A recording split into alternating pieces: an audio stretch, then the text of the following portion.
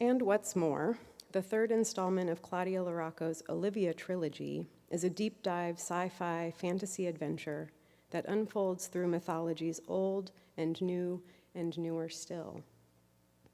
It is the year 2259, and on her own epic odyssey of a journey, Olivia encounters, among others, the Medusa, a woman with sunglasses and snakes for hair, who wears a necklace of dried corvid feet and reluctantly offers her guests martinis, and the Minotaur, a man in an immaculately cut and rather shiny suit with horns jutting out of the side of his head, who scratches his horns with his hooves in a display of bored dexterity, and the Aphrodite, specifically the Aphrodite of the fine ass, who tosses back mini bottles of tequila and sighs frequently. Myth is a playground to which La Rocco grants herself an open invitation, where unbounded creative license is the only rule. The Aphrodite thought of herself as coiled inside a vast amphora, swelling to meet its limits. Think for a moment what mythology is. You might also think what it is not. Maybe this helps. The word mythology is made up of two ancient Greek words, mythos and logos. Mythos, as here on the left, is anything delivered by word of mouth, word, or speech. And logos is disconcertingly synonymous, word, speech, story. Maybe this doesn't help. Well before the ancient Greeks combined these two words to produce the one, mythos and logos each had their own distinct territory, and they were pitted against one another already in the earliest poetry. Mythos was the speech of men, of authoritative, powerful men, of warrior men. Mythos was public speech. It was performative. At the beginning of his epic poem about the origins of the gods, the Muses speak a mythos to Hesiod, and so authorize his poem as a mythos in its own right. Logos, too, was employed in the power play. Early on, it was the speech of the young, of the weak. It was the speech of women. It was soft speech, delightful, charming, and alluring. It could deceive and mislead. It was the speech of Pandora. But then things flipped, as they always will, if our view is deep enough. Aphrodite Kallipougos was her ancient name, Aphrodite of the fine ass, or Aphrodite of the beautiful buttocks, if you want to keep it scholarly. Nearly 2,000 years ago, Athenaeus told of a temple to Aphrodite Kallipougos in Syracuse, Sicily. He explains its founding. Two sisters who lived in rural Syracuse were pitted against one another, arguing over whose ass was the finer. They sought a third opinion from a city man passing by on a public road. He decided in favor of the older sister and went home. But he fell ill with love for her and confided in his younger brother from his sickbed. The younger brother, in turn, went to the fields, found the sisters, and formulaically fell in love with the younger one. The city boys finally won permission from their father to marry the country girls, and to commemorate their newfound wealth and good fortune, the young wives financed a temple to Aphrodite, calling her, after themselves, Kallipougos, fine-assed. Myths are public dreams, said Mary Zimmerman. Dreams are private myths. She was quoting Joseph Campbell, and Campbell was drawing on Freud. Aphrodite Kallipougos. This is thought to be the same goddess that over 1,000 temple prostitutes served in ancient Corinth, where culture and courtesans went hand in hand, and to Corinthianize was colloquially to go to the devil. No wonder the Apostle Paul wrote those letters to the Corinthians. There is also a marble statue of Aphrodite Kallipougos made just over 2,000 years ago. Her upper body is draped in clothing, her lower limbs bare. Restorations of the Renaissance replaced her missing head and oriented it so she peeks back over her shoulder at her gravity-denying cheeks. The statue is thought to be a Roman marble copy of a Greek bronze original from a time when the Greeks and the Romans were pitted against one another. It now lives in a museum in Naples, Italy. One early 19th century museum cataloger wrote, "It is placed in a reserved hall where the curious are only introduced under the surveillance of a guardian, though even this precaution has not prevented the rounded forms which won the goddess the name of Calipuge from being covered with a dark tint. That stain," he goes on, "betrays the profane kisses that fanatic admirers have every day impressed there.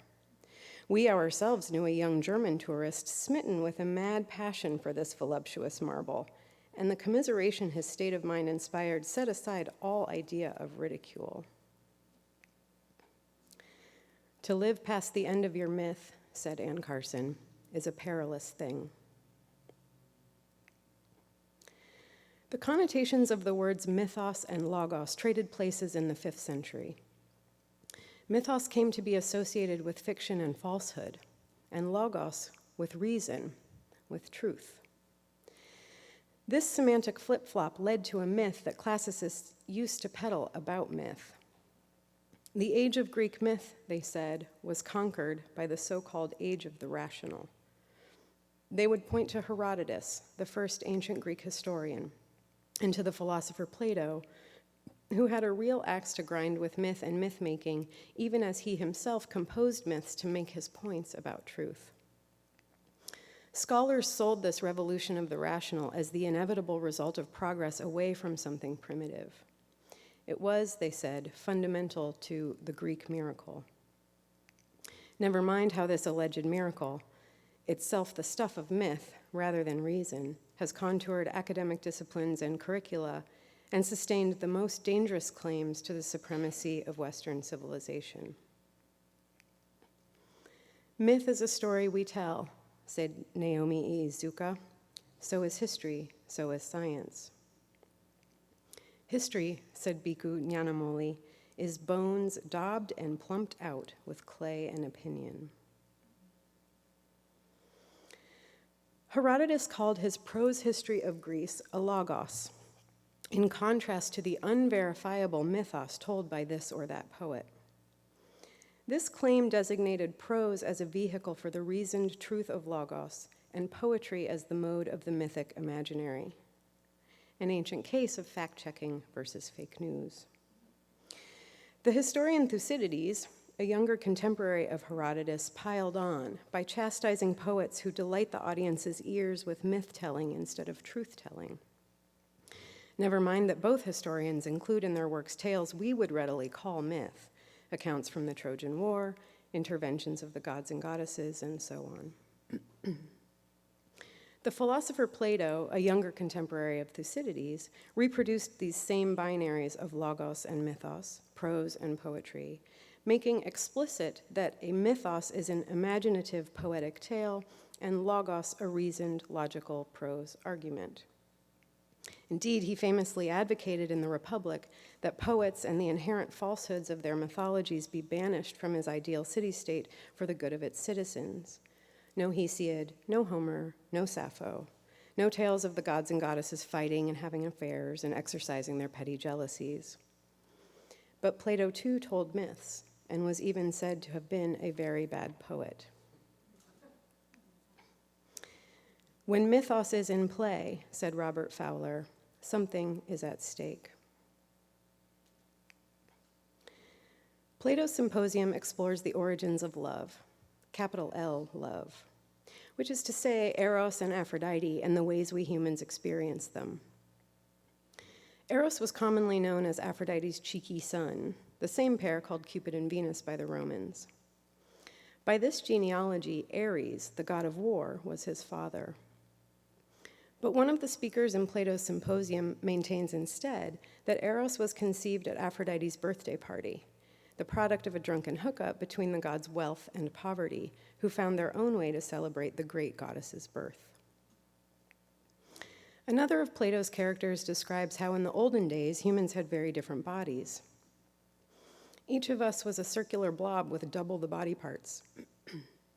Our heads had two faces looking in opposite directions that sat on a single neck, and our bodies had two pairs of arms and hands, two pairs of legs and feet, as if we were two bodies joined seamlessly along what is now our back.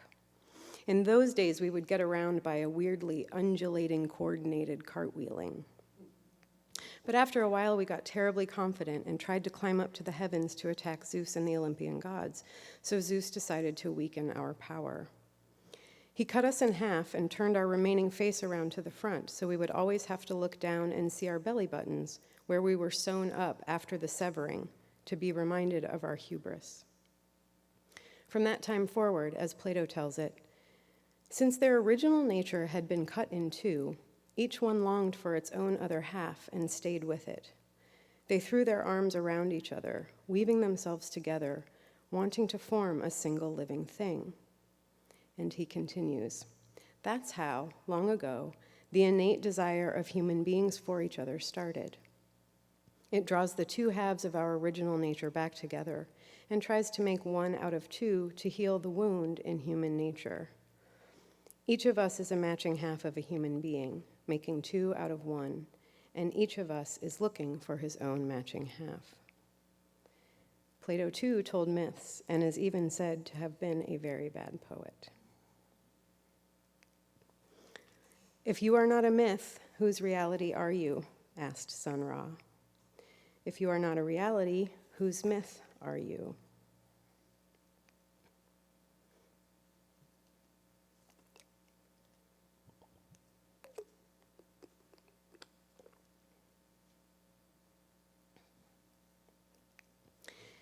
Myth is the spitting image of something you used to know.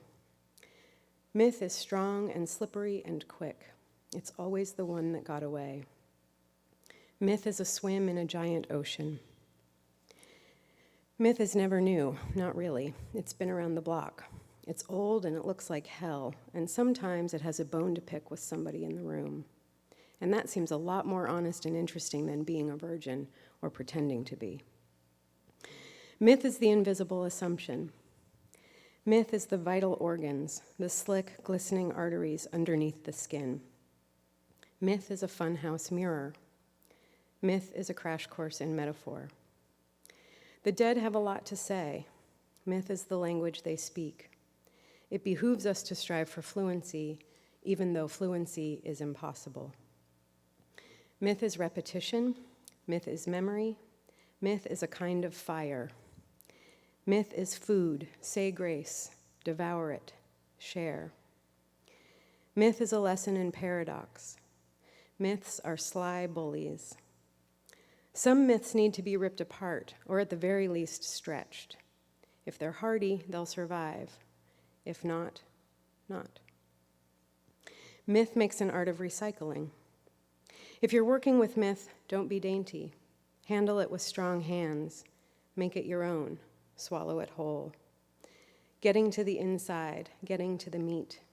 Myth is a knife to cut through the skin. Find a need, fill it. Along the way, be humane. The myths we know by heart are the most dangerous. Homer is the earliest Greek poet we know of. And Homer himself may be a myth, but someone is responsible for the Iliad and Odyssey as we have them, and we find Aphrodite there too. The Iliad's Aphrodite is as authoritarian as she is vulnerable. She is also, by the long view, the cause of the Trojan War.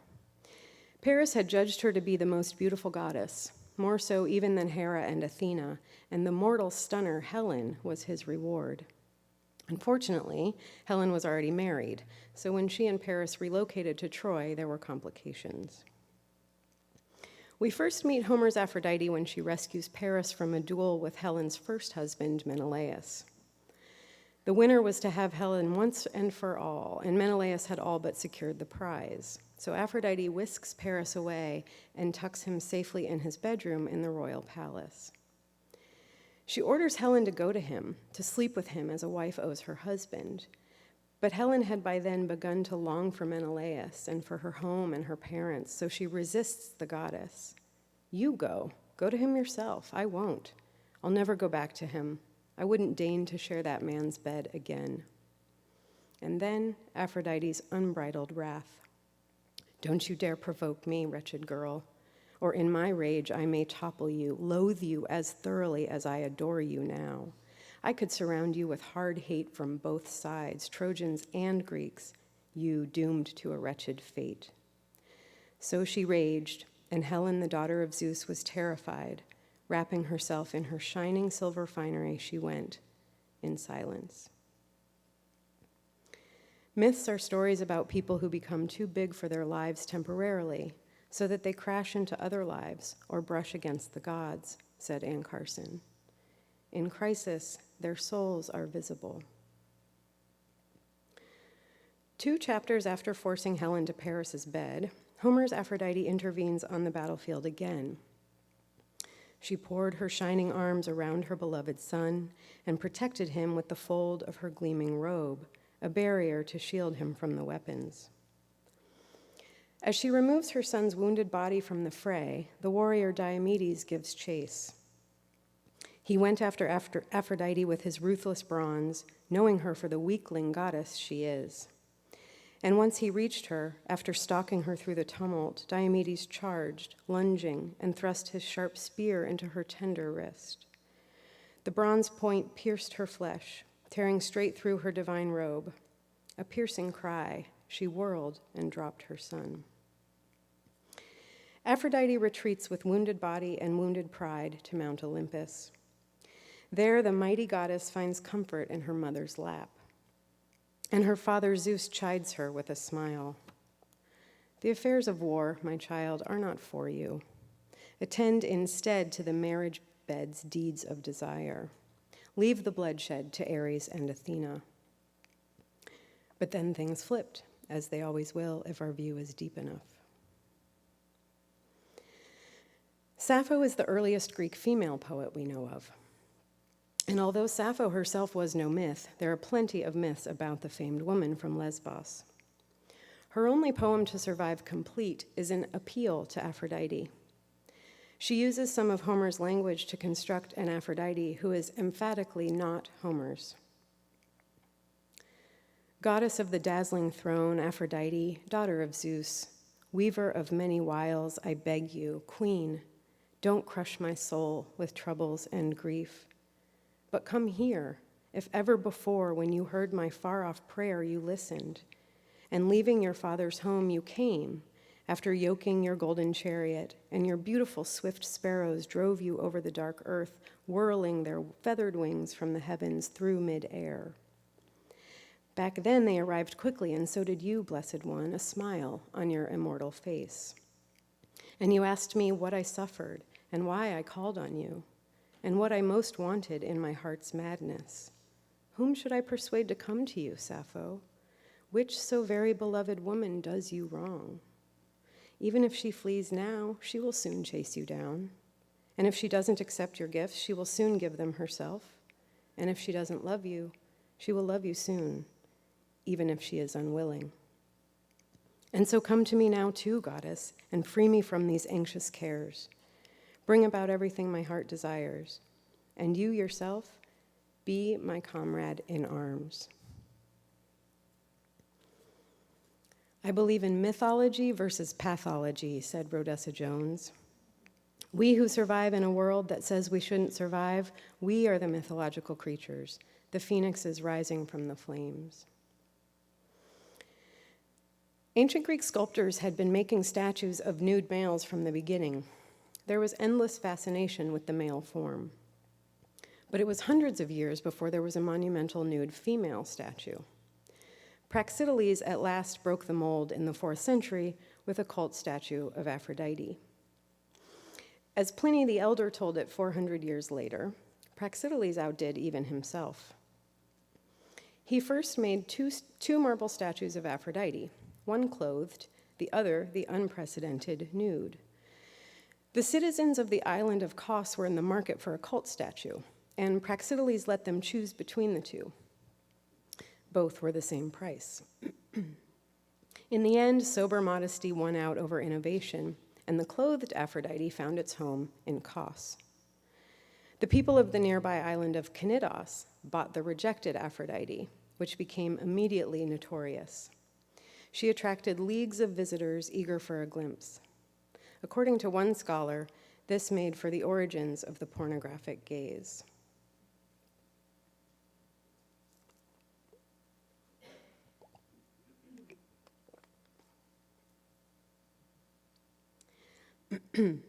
Athenaeus reports that Praxiteles' model for the nude Aphrodite had been his mistress Phryne, a notorious courtesan.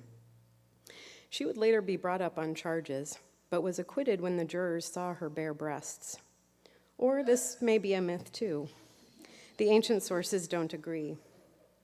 But whether she disrobed in the courtroom or not, she escaped execution because she was a prophetess and a priestess of Aphrodite. That too may be a myth. The Aphrodite of Knidos was set up in a round temple, even though rectangular temples were the vogue. The structure was discovered in 1969 by an archaeologist named, by some twist of fate, Iris Love. 360-degree views of the goddess dictated the arrangement, an invitation to see all of her. But there is so much more allure in the sneak peek, and Praxiteles arranged her right hand to conceal and thereby draw attention to the part of her that everyone wanted to see. A two-line poem once attributed to Plato reads, Ha kupris ton kuprinani knidoe penidusa, fau fau pug gumnain, edem Praxiteles.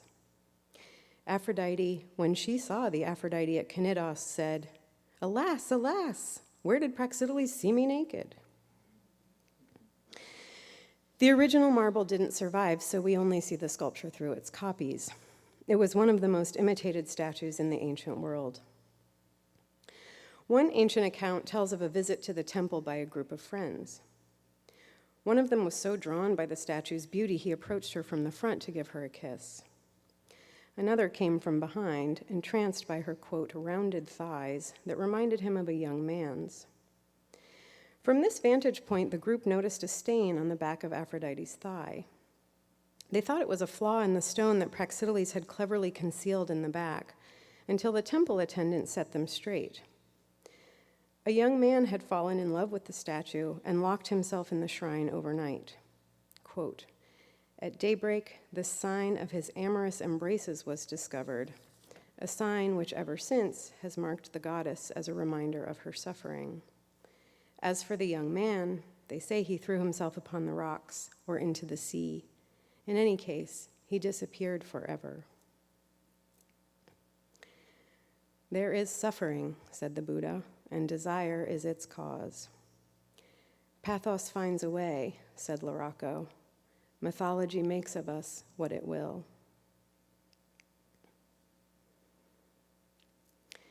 Myth is the spitting image of something you used to know. Myth is strong and slippery and quick. It's always the one that got away. Myth is a swim in a giant ocean. Myth is never new. Not really. It's been around the block. It's old and it looks like hell, and sometimes it has a bone to pick with somebody in the room. And that seems a lot more honest and interesting than being a virgin or pretending to be. Myth is the invisible assumption. Myth is the vital organs, the slick, glistening arteries underneath the skin. Myth is a funhouse mirror. Myth is a crash course in metaphor. The dead have a lot to say. Myth is the language they speak. It behooves us to strive for fluency, even though fluency is impossible. Myth is repetition. Myth is memory. Myth is a kind of fire. Myth is food. Say grace. Devour it. Share. Myth is a lesson in paradox. Myths are sly bullies. Some myths need to be ripped apart, or at the very least stretched. If they're hardy, they'll survive. If not, not. Myth makes an art of recycling. If you're working with myth, don't be dainty. Handle it with strong hands. Make it your own. Swallow it whole. Getting to the inside, getting to the meat. Myth is a knife to cut through the skin. Find a need, fill it. Along the way, be humane. The myths we know by heart are the most dangerous. The Aphrodite had long since turned to foam, though she was somehow still managing to drink tequila and look put out. Everything flows, said Heraclitus. You cannot step into the same river twice.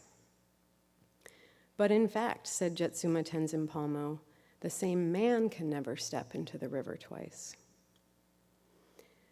Running water is a myth, said Tongo Eisenmartin. It's us who run up, down, and alongside this water. There are some waters, said Ovid, that change not only bodies, but also minds. The Roman poet Ovid wrote nearly 12,000 verses of myths about transformation.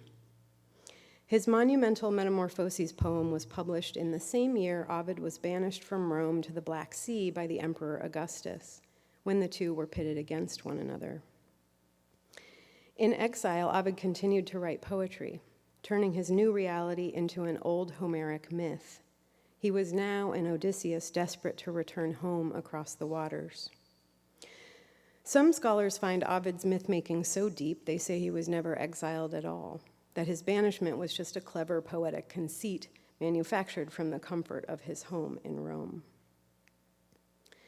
One of the 250 myths Ovid told in the Metamorphoses is that of Pygmalion, a sculptor and a bachelor who crafted a female statue so lifelike and so beautiful, he fell in love. Often he runs his hands over the work, unsure whether it is flesh or ivory, not admitting it to be ivory. He kisses it and thinks his kisses are returned, and he speaks to it, and he holds it, and he imagines that his fingers press into the limbs, afraid bruises might appear from the pressure. Pygmalion paid the statue compliments and brought her little love gifts of shells, birds, flowers, and beads. He would dress her, put rings on her fingers and necklaces around her neck. He gave her earrings and bracelets too, and he put her in his bed. Then came the festival day of Aphrodite. He prayed to the goddess to grant him a bride like his girl of ivory, and when he returned home, he found once unyielding lips, now warm flesh. Uncertain, afraid he is wrong, he reaffirms the fulfillment of his wishes with his hand again and again. The pulse throbbed under his thumb. He kept on pressing his mouth against a mouth that was not merely a likeness. Happy ending leads to happy ending. The goddess attended the marriage that she had brought about, and when the moon's horns had 9 times met at the full, the woman bore a son. There are 3 kinds of loneliness, said Robert Johnson. Loneliness for the past, loneliness for what has not yet been realized, and the profound loneliness of being close to God. The 3rd kind is actually the solution. A good myth doesn't leave you out on a limb. It describes the difficulty and also offers a solution. In the last chapter of his Metamorphoses, Ovid offers a coda for the work. Nothing retains the same appearance forever, but nature, the great renewer, creates new forms from old. Nothing in the whole world perishes, you can be sure, but things shift in appearance and take on new aspects. What we call birth is but a new beginning, and death just a cessation of what was before. As we move toward the end of our time together this evening, I want to invite us all to sit quietly, or stand, like I will, if you prefer, for 5 minutes. I'll ring a bell to mark the beginning and the end. You may wish to lower your eyes or close them completely, and you might orient your attention to the feeling of your feet on the floor, or your back against the chair, or the movement of your abdomen or chest as you breathe in and out. You might note what sounds are heard. You might watch what thoughts arise, what stories you tell. The myths we know by heart are the most dangerous. So get in a comfortable position, and I'll set a timer, and we'll begin.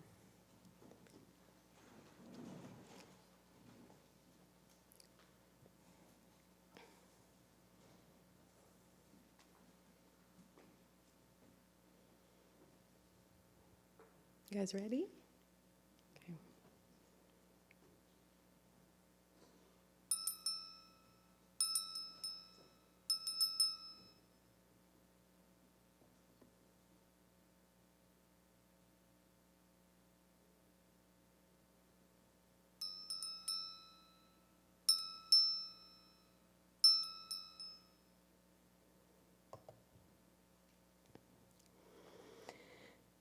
The Aphrodite felt the first pleasing loosenings of herself. It's all according, she murmured. One of her eyeballs floated away, that perfect, perfect orb. It regarded her for a time, and she regarded it back.